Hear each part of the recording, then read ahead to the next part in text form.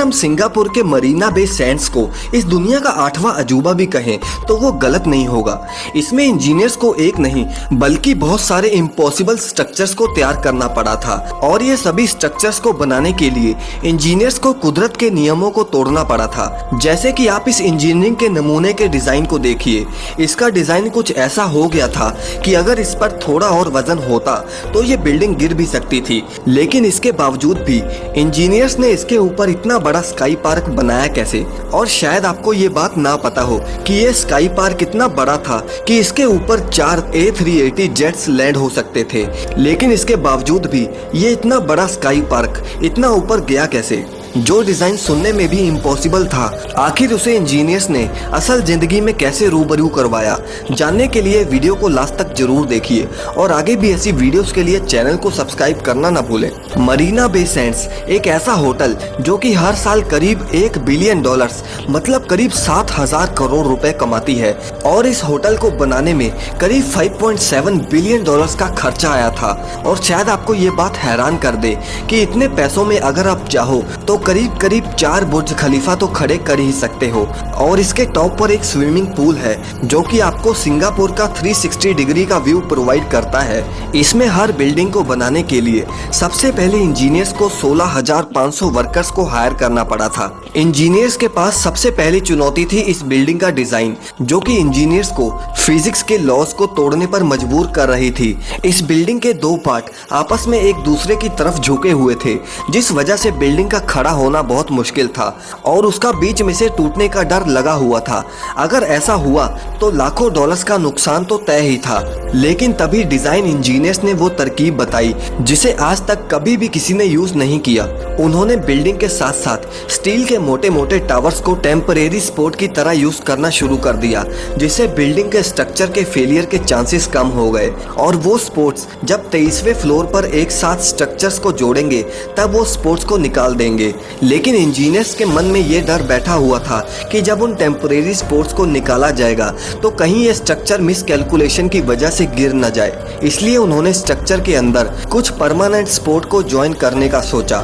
इसलिए उन्होंने कुछ स्टील वायर्स को पकड़ बनाने के लिए स्ट्रक्चर के अंदर ही ज्वाइन कर दिया और वायर्स का दूसरा हिस्सा उन्होंने ह्यूमनिक जैक से टाइट कर दिया, जिससे अगर फ्यूचर में बिल्डिंग का लोड बढ़ता भी है तो वो वायर्स उस बिल्डिंग का 50% तक का वजन कंट्रोल कर लेंगे। सब काम ठीक तरह से टाइम टू टाइम चल ही रहा था कि तभी काम के बीच में कुदरत का कहर बरसना शुरू हो गया।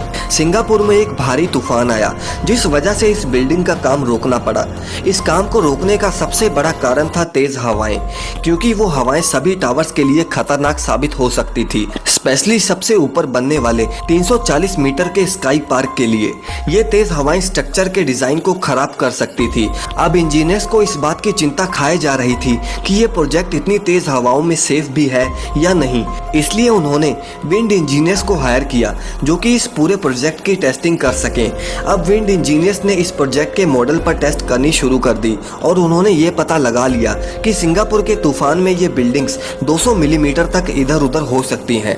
जब इंजीनियर्स ने यह पता लगाया कि ये मूवमेंट ऊपर ब्रिजेस पर लगे हुए जॉइंट्स की वजह से हो रही है, तो उसे काबू में करने के लिए इंजीनियर्स ने स्काई पार्क के नीचे मल्टी डायरेक्शनल स्टील बेरिंग्स को लगा दिया। लेकिन उसमें भी एक प्रॉब्लम आ रही थी। प्रॉब्लम कुछ ऐसी थी कि अगर इसके जॉइंट्स में फिर भी कोई मूवमेंट हुई तो फिर पूल के बीच में दरारें पड़नी शुरू हो जाएंगी। अब इस प्रॉब्लम का सलूशन इंजीनियर्स ने ये निकाला कि जहां पर पूल में दरारें पड़ने की आशंका थी, वहां पर उन्होंने 50-50 मीटर के गैप में पूल को 3 सेगमेंट्स में डिवाइड कर दिया और उन 50 मीटर्स के गैप को स्टील की चादरों से कवर कर दिया गया। अब इंजीनियर्स की तेज हवाओं में बिल्डिंग के गिरने की आशंका दूर हो गई थी। लेकिन अब सवाल ये था कि आखिर इस 3 बड़े हवाई जहाज के बराबर के स्काई पार्क को ऊपर बनाकर लेके कैसे जाएं। और इसीलिए उन्होंने इस पूरे सेगमेंट को 14 पार्ट्स में डिवाइड किया और इसे ऊपर जाकर ही असेंबल किया। लेकिन इन 14 पार्ट्स को बिना किसी नुकसान के ऊपर लेकर जाना आसान नहीं है। इंजीनियर्स 14 में से 12 पार्ट्स को किसी न किसी तरीके से ऊपर तो ले गए, लेकिन इंजीनियर्स को अब इसमें से 2 सबसे बड़े पार्ट्स को ऊपर ले जाने में बहुत दिक्कत आने वाली थी, क्योंकि ये दोनों पार्ट्स करीब 80 मीटर के थे थे और इनका वजन 1400 टन के बराबर था। आपको बता दूं कि इतना वजन ऊपर उठाना मतलब करीब 8 आईफिल टावर्स को एक साथ ऊपर ले जाने के बराबर था। अब इतने वजन को उठाने के लिए पहले बिल्डिंग के ऊपर जायंट टेम्परेरी लिफ्टिंग मशीन को फिट किया गया ताकि वो इन भारी पार्ट्स को उठा सके।